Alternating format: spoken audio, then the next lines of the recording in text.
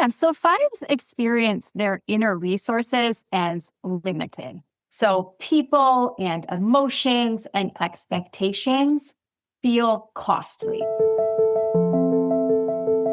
And so it's this shift from protecting our energy at all costs to trusting that God is going to give us what we need in that moment.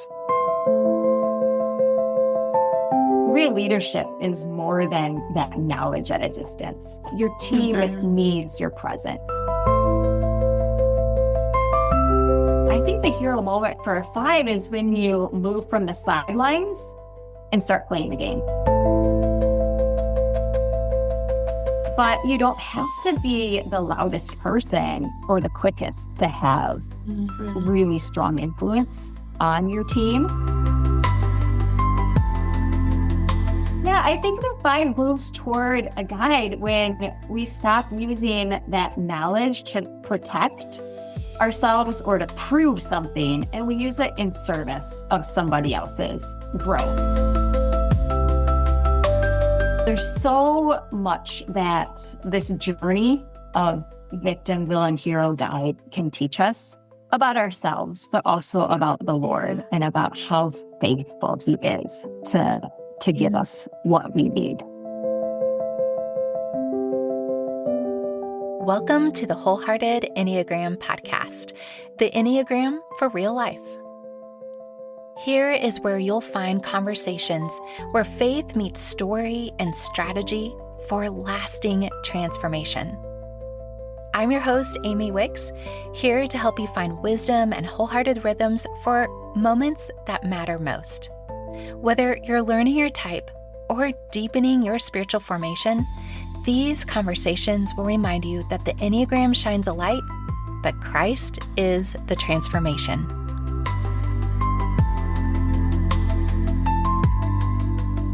We're continuing the Enneagram 5 month. We've had 2 beautiful conversations and 2 more yet to unfold.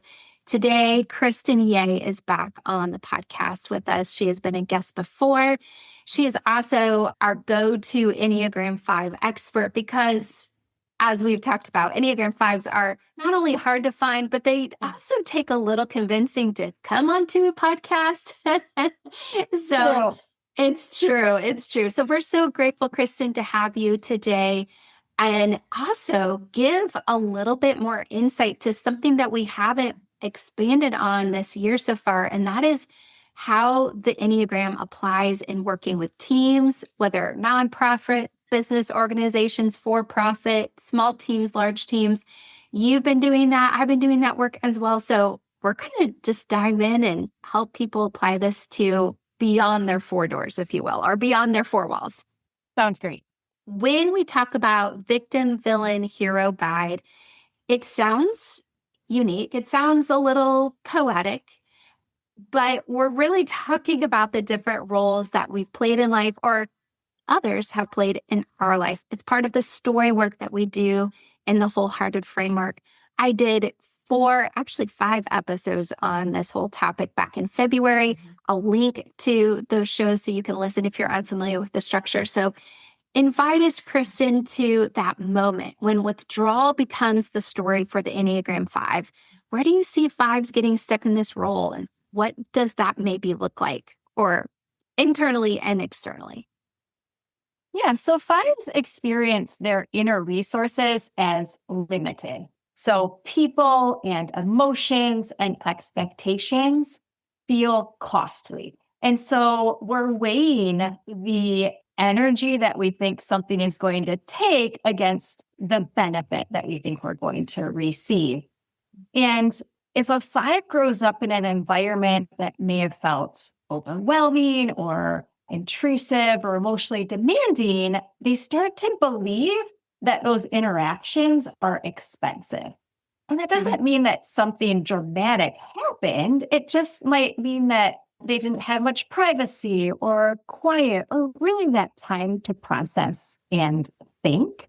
And maybe they didn't have very much control over how much access other people had to them.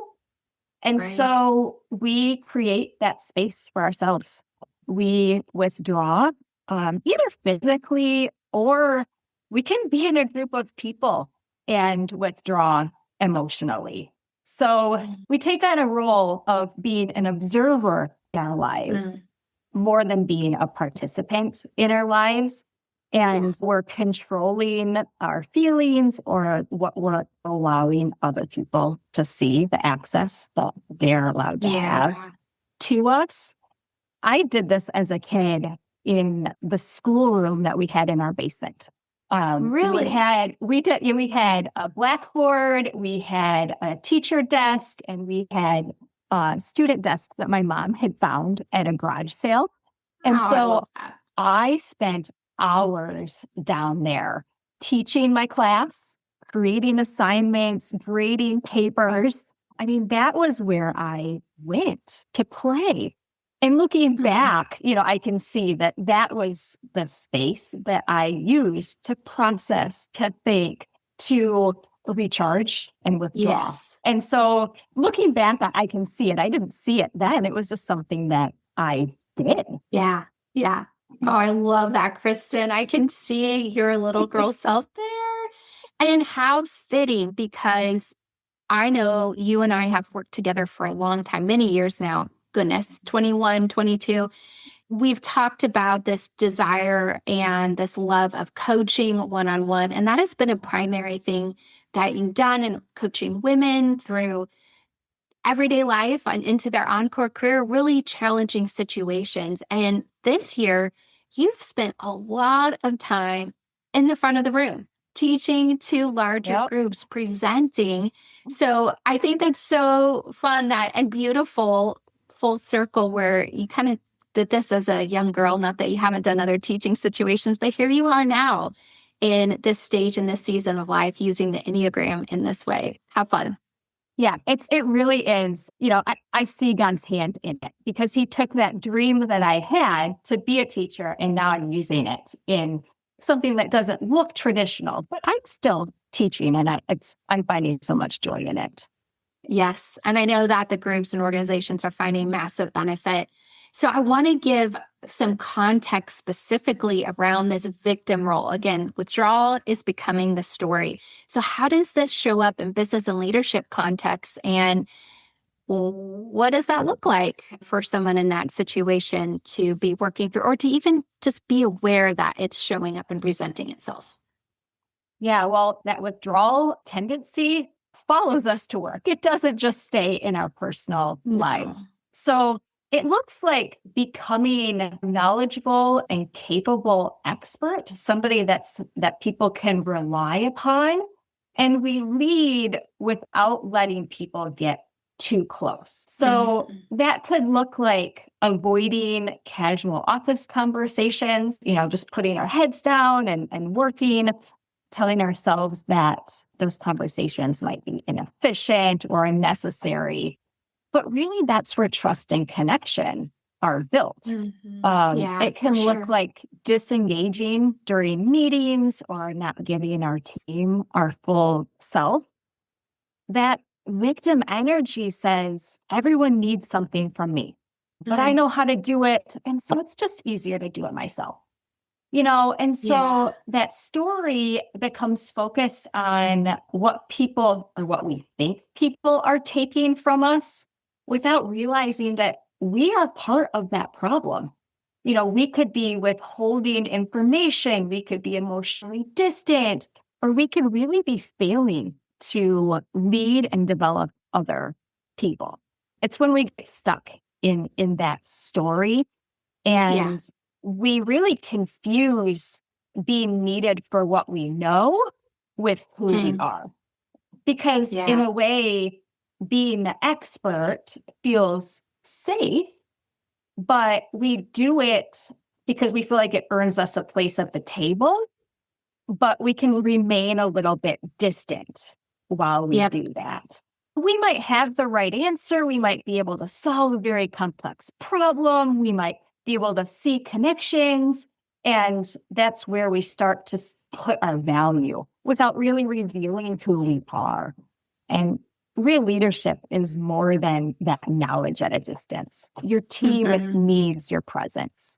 The victim narrative comes in when that distance that feels like protection is really keeping your team from trusting you and feeling led by you. And so what once did serve you and was helpful is now really holding you back from what you need.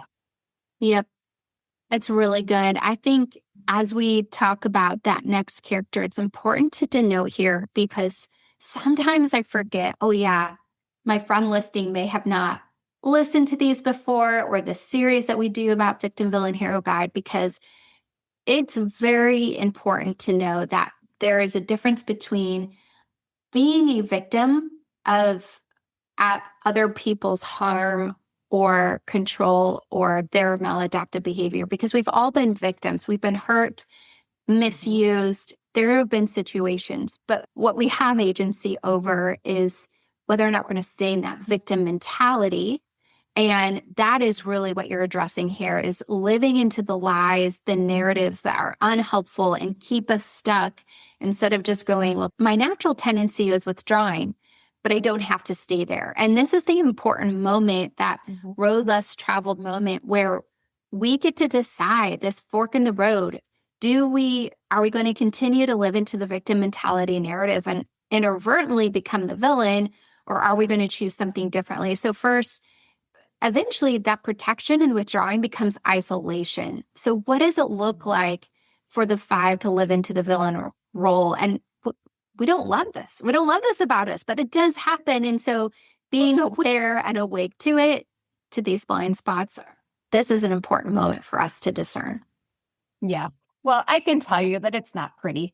It's not something that we like to look at or acknowledge because, but it happens when that withdrawal hardens, and what we think that we're using to protect ourselves is actually hurting people around us. Yeah. If we're hoarding our time or our energy or our attention or our knowledge, those loved ones around us can feel shut out. And internally, we care very deeply.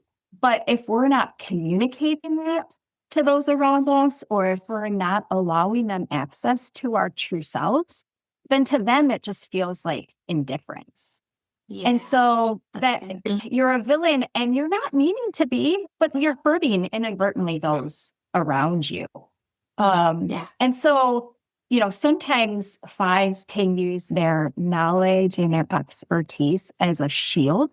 We can become the expert, and we have that in front of us, and we can do that without risking vulnerability.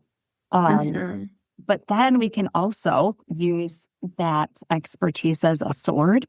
We can use what we know to maybe dismiss people, to correct them, or to make them feel less capable.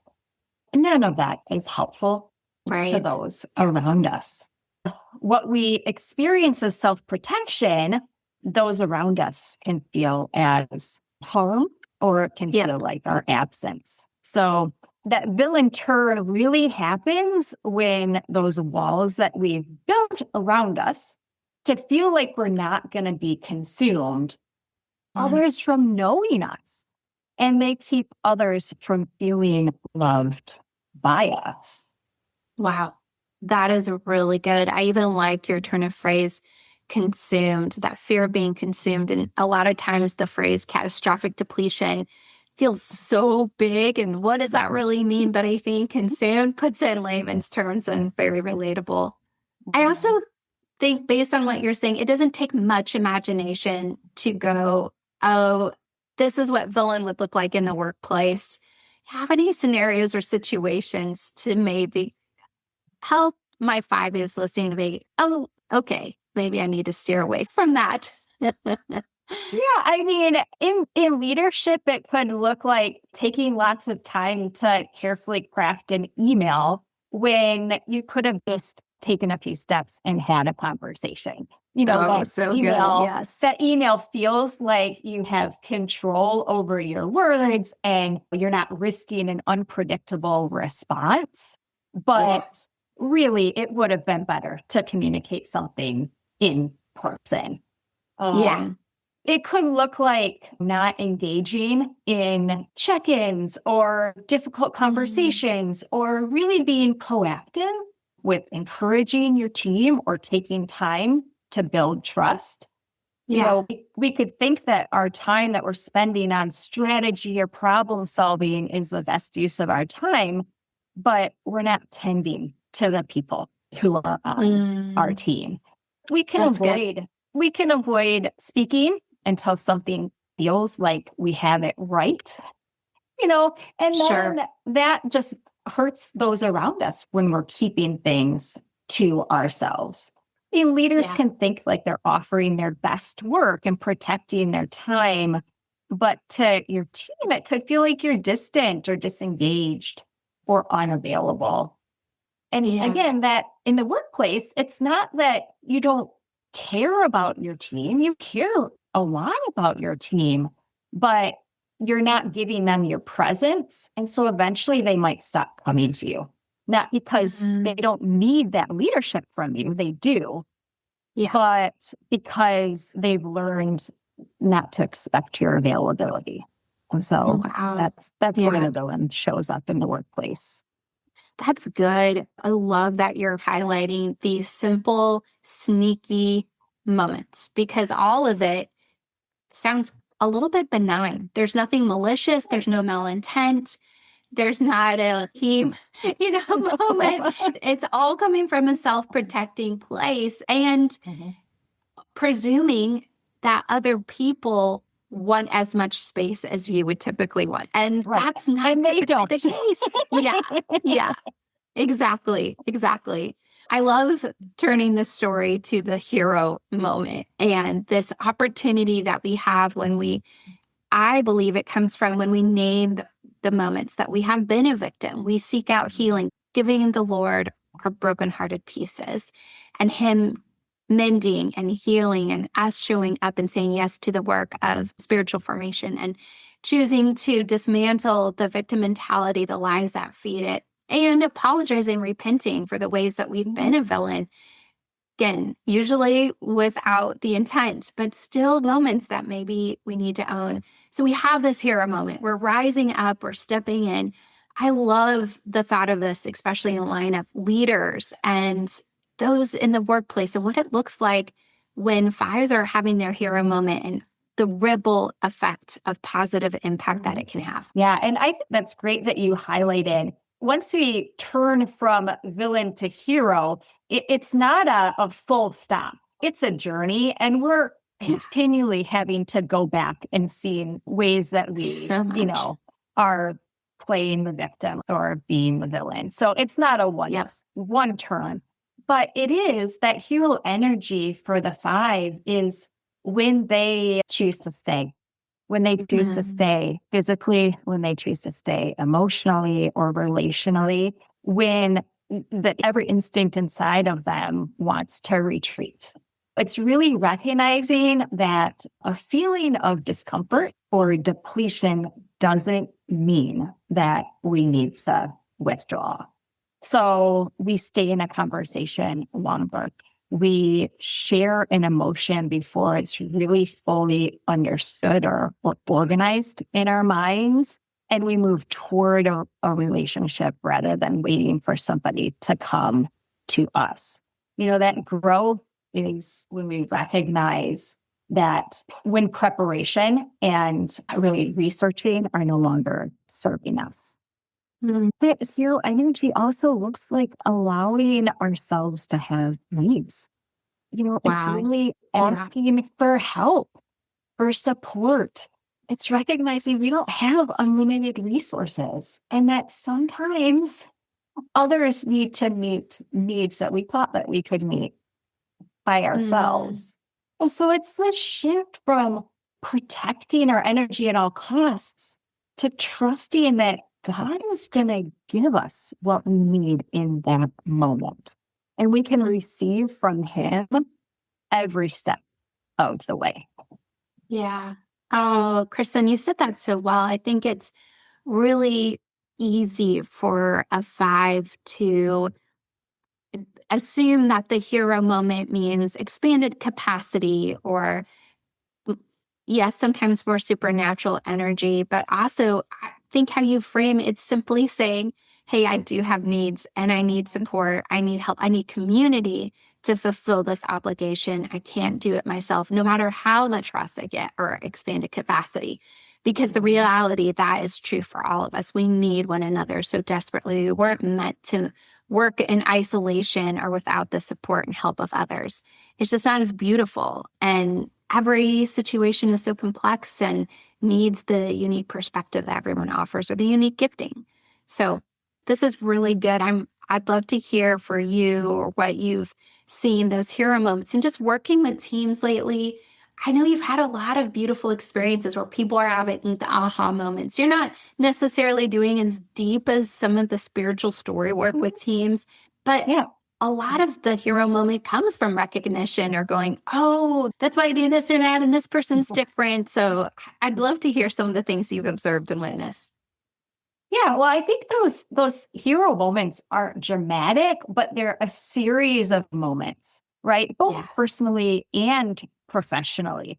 And it's when we can own that the way that we're wired adds value to relationships or to leadership teams. So, I mean, personally, in my professional life, vibes are not flashy. And we don't talk much during meetings. Yes. But I was comparing my contribution to those who spoke loudly or quickly or had a commanding presence in the room.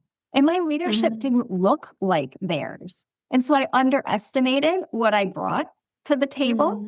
And so the hero moments was realizing what was actually happening while I was quietly listening. And this is what I'm helping other people to see too for, the 5s on their team, that while I'm quietly listening, I'm collecting pieces of the conversation and organizing them into a cohesive narrative, seeing patterns that other people might be missing. And then when I am brave and ask a question, it helps people to connect ideas that they didn't before or see things from a new angle or a new perspective. And so I think for 5s, the hero moment is just knowing that your contribution is not going to look like everyone else's. And that's a good thing. Yeah. Trust your natural God-given wiring and use it to offer your team a perspective that they might not be able to see without you. So, it feels really risky at first and exposing, to speak up. But you don't have to be the loudest person or the quickest to have really strong influence on your team. Just offer that perspective instead of keeping it inside. And it's fun. I love speaking in word pictures. I think the hero moment for a 5 is when you move from the sidelines and start playing the game. It's riskier and it's more exposing and you could get hurt during the game. Absolutely. But the rewards are worth it time and time again because you get genuine connection, you get deeper relationships, and you have the joy of giving and receiving care that you didn't have before. And so it's such a fuller life than being on the sidelines. Trusting the whole time. Yeah. Oh, that's good, Kristen. And it reminds me, and I haven't brought it up yet this month again, but last month we did some summer detours, if you will, some mini road trips into different lanes. And one of the conversations we had was about the new book, The Other Bennett Sister, because it was also a mini series.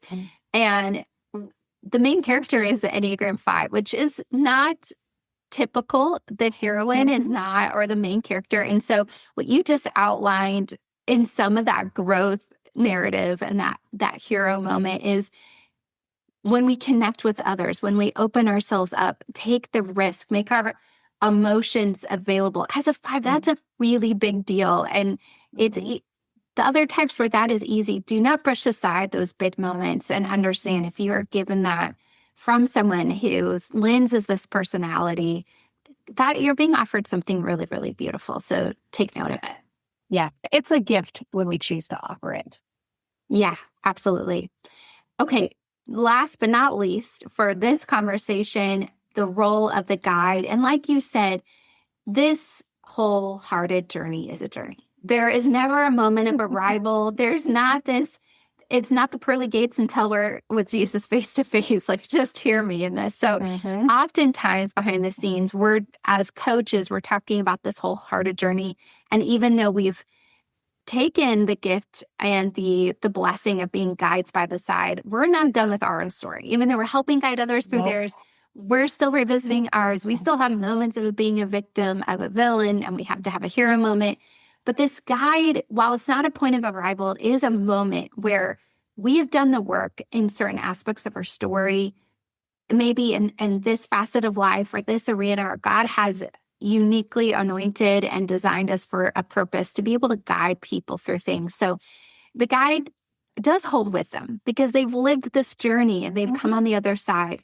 So give us some insight for an Enneagram 5 guide, which I'll sign up for all day long because 5's my line of growth. So 5s, show me, tell me. Yeah, I think the 5 moves toward a guide when we stop using that knowledge to protect ourselves or to prove something, and we use it in service of somebody else's growth.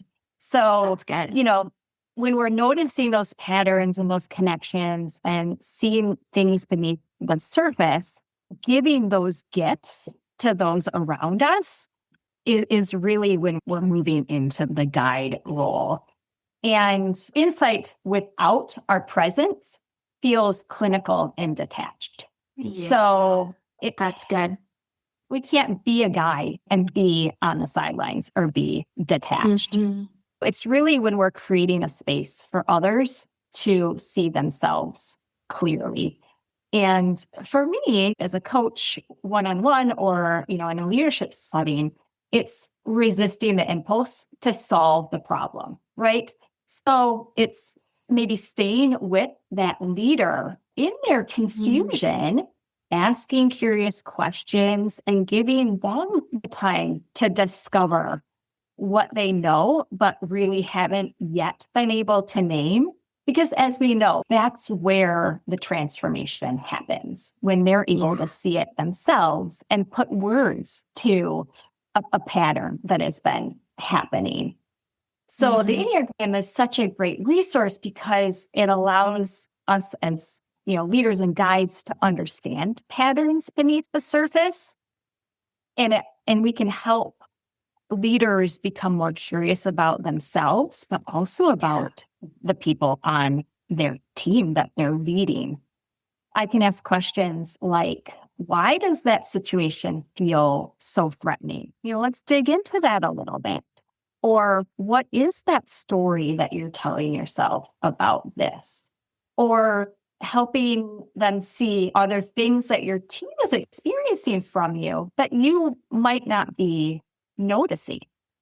And so there's that work with an individual leader, but then when we can bring the team together and I can work with the entire team, I can bring those individual insights into the relationships and the dynamics that are actually taking place inside of that room. And so it's so fun to help a team to build that shared language and have vocabulary with one another to understand their differences and their unique giftings and abilities and the things that each of them bring to that team to help them to communicate more clearly and really to approach tension with curiosity instead of judgment. So it's such a joy to work with a team and to see those light bulbs go off, to recognize the unique aspects of what people are contributing that maybe we weren't even realizing how important that was. Right. And to give people a voice maybe that that need it, or to help people just understand the value of all the different personalities that you have as part of your team. One of the things that I love about fives who've done the work or who are in that guide role, or maybe even one of the telltale ways they are really at the guide level, is what you just demonstrated. It's just not facts anymore. It's just not knowledge. It is lived experience, embodied wisdom. And there's so much richness to that to offer the world. So this is really good. I want to make sure I get to a couple of community questions around that come in typically for related to Enneagram 5, but specifically also for business and leadership. But first, we talked about some of the narratives or the lies that we might believe that keep us stuck. The vision here again is our starting point doesn't have to be our stuck point. Just because we are maybe paying attention and we're a little bit more aware we're living into a victim mentality, or we have been a victim or a villain even, or we want to get beyond our hero moment.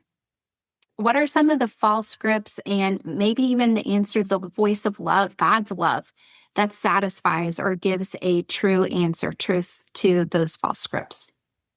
Yeah, I'll give a couple that I have believed. One is I'll engage once I know enough or feel comfortable. Sure. And the truth is that I am enough. God says that. And my identity is in Him. And so because of that, I can bravely take the first step. Another is I don't have enough energy to give. And if I engage, I'll run out. But the truth that I'm learning is I don't have to manufacture or hoard that. God is going to provide everything I need in that moment.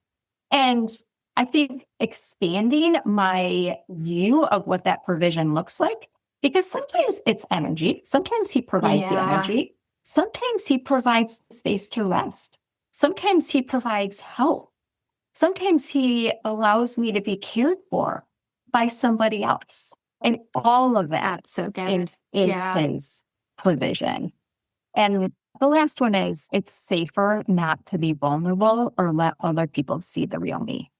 And the truth is that genuine connection requires that vulnerability. And people benefit when I allow them to see the real me, not what I offer, but who I really am. And the joy is that I benefit from that too. Being known carries risk, but it allows me to experience love and connection and care that I was trying to find while keeping myself safely hidden. But you can't experience it when you're behind those walls. It doesn't happen that way. That's not the way that God designed us. He designed us, as you said, to be in community. Yeah. Oh, so beautiful. I'm imagining any 5 friend listening is writing down some of those voices of love for sure to combat. We are typically deciphering as we're going through each month, what makes this unique to me? What is it about my type? What is an overlay? What is a introvert versus extrovert? So all of those different curiosities and questions are playing into the self-awareness question of, am I really, for today is, am I really an Enneagram 5? Or am I an introvert? Or just someone who prefers to be alone? All of those things. It's an honest question to ask. And I wonder what you would have for us to just on that journey of figuring it out. Yeah, I think that's a great question. Introverts recharge by being alone. And any Enneagram type can be an introvert. Absolutely. So the 5 lens comes in where you're really fearing that you don't have enough inner resources to give. You could ask yourself the question, do I feel like I never quite have enough? Even when I've had plenty of time alone, that could be helpful. The 5s also struggle with avarice or greedily hoarding our space and our alone time. So such an intense phrase. it could be just allowing yourself to notice whether you feel threatened when somebody you feel like somebody is taking more than your internal budget allows. And then this is a tough one, but in relationships, just asking the honest question, are you weighing connection against an internal cost calculator running in the background? Fives love very deeply. And unfortunately, sometimes that love can be rationed. So it's getting honest and just asking yourself those hard questions that can help you discern whether or not you're a five. Another beautiful phrase or even a word, rationed. I think rationing is probably at the forefront of a five's mind for so many elements of life. Good word. Beautifully said. Okay. With this idea of you having a lot of time spent boots on the ground with teams for business and leadership development specifically, how would you be a guide by the side of this moment for a five? Someone's asking, I recognize the five pattern myself. I over prepare, but I under communicate, and I'm realizing the team is feeling disconnected. Where would they begin? Where do they start in this journey? Yeah, well, I think naming that pattern is the first step. So just really getting honest about what you're seeing and recognizing that your team doesn't need more perfectly prepared information. What they need is more access to you. So I would just encourage people to start small. Maybe it's choosing one person on your team and allowing them to see a little bit of your uncertainty. It might sound like, I'm thinking this through. I wanted to bring you into the process. And then invite somebody else in before you have all the answers. Or maybe it's challenging yourself to speak up this week in a meeting before you have a response perfectly crafted. You could offer something while it's forming and say, I haven't fully connected all the pieces yet, but here's what I'm noticing. Those just little things in office interactions. Start small and just start to recognize the value in time spent with other people in relationship. Share something small from your life and then ask a curious question and stay long enough to hear the answer. Your team needs your presence. And so it's not that you need to transform into this very talkative or emotionally expressive person. It's just practicing giving people a little more access to you than maybe what has previously felt comfortable. And it gets easier the more that you do it. Absolutely. And I would flip the tables as well. If you are on a team with a five or your leader is a five, maybe they don't have language for it yet, but you've noticed that pattern play out, the withdrawing, over praying, over planning. I would say too, go in with a posture of curiosity, match their questions, their curiosity, the wonder, match some of their pace and space while also continuing to invite them to share, continuing to invite them to participate, their presence, their knowledge, their wisdom to the table. I have learned with the fives, and I finally get thanked sometimes with fives, like, thank you for continuing to ask me, because my first inclination is no, but it doesn't mean I don't want to. Don't give up on the fives. Just keep asking, and eventually we'll give it to you. That's right. I love it. Oh my goodness. I have loved everything about this conversation. There's been so much richness here, Kristen. There's also a lot we didn't necessarily cover in all this beautiful time that we had. So I'm just curious, any last minute wisdom that you want to give us here before we wrap up and close? Yeah, I would say, just to continue to stay and to notice. I think there's a lot of growth in offering more of yourself, than what you think you can or should or have in the past. And really entering into a prayerful conversation with the Lord, giving that fear of depletion to him and just asking him to give you what you need in the moment. There's so much that this journey of victim, villain, hero, guide can teach us about ourselves, but also about the Lord and about how faithful He is to give us what we need throughout our journey. Oh, beautifully said, Kristen. You've given us so much here. And not only an Enneagram 5 who's done the work and who's shown up for others, guided others, you've given us almost like a map of the Enneagram 5 inner world and the territory. So thank you. Thank you for giving specific wisdom to the 5s, but also other quiet leaders who I know are listening in this community. I think you've addressed so many elements of this really well. So thanks for giving of your time and energy. And just want to put a little plug in there for a friend who's listening, and maybe they would like to invite Kristen to your team. Maybe it's a 90-minute workshop, or maybe it's a several day with lots of one-on-one sessions offered to it as well. Kristen has done all of that. And I know she's gotten glowing and raving reviews with her time spent in those organizations. And it's really for great, beautiful fruits. So Kristen, thank you for contributing that on the Wholehearted team and for showing up today. Thank you. Thank you for the opportunity. It's been a joy to talk today. Thanks so much for joining me for the Wholehearted Enneagram podcast. If this conversation spoke to you, please share it with a friend. You can also visit simplywholehearted.com to take the free Enneagram quiz and also get your personalized podcast playlist specific for your Enneagram type. And remember, friend, your starting point doesn't have to be your stuck point.